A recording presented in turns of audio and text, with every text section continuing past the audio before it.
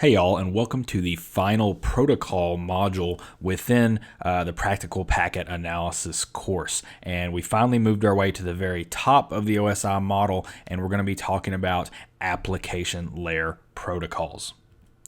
Now, application layer protocols are a little unique in that they have a very wide and varied function. They can do a lot of different things, but generally an application layer protocol is paired with an application to perform a specific purpose. So you might have a web browser and a web server that utilize HTTP, which is an application layer protocol that provides web services, allows you to browse web pages on a web server.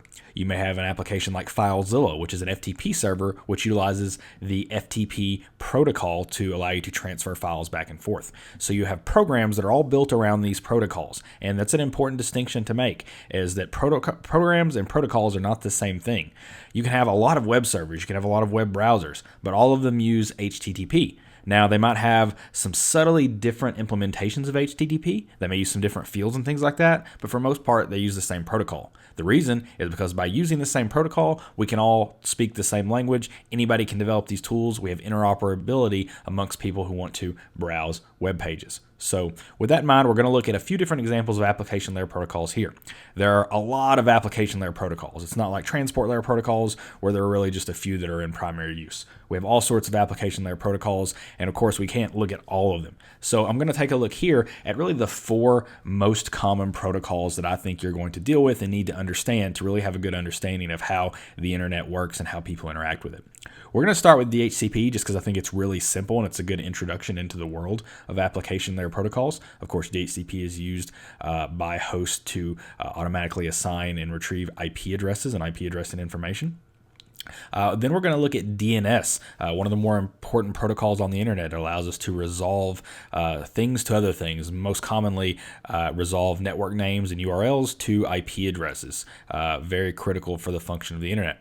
From there, we're going to focus on the two most common things any user is going to do: browse web pages and read email. And that's HTTP, which is the Hypertext Transfer Protocol, which is used for browsing websites, and SMTP, which is the Simple Mail Transfer Protocol, which is going to be used for transmitting mail across the internet. Now, that's not the only mail protocol that exists, but we're going to cover that one and kind of where it, what it covers, what it doesn't cover, and where it leaves off and what it interacts with. So we'll cover these four protocols in a fair bit of depth. Now, when we talk about learning protocols for application layer protocols, we're going to cover the same types of things, right? We're going to start with feature and structure, but there's a couple things to note that are of importance with application layer protocols. First of all, many application layer protocols are highly variable. It's very difficult to develop a new, TCP/IP stack. So the way you interact with UDP and TCP is going to be fairly straightforward, and there's some variability, but not a lot.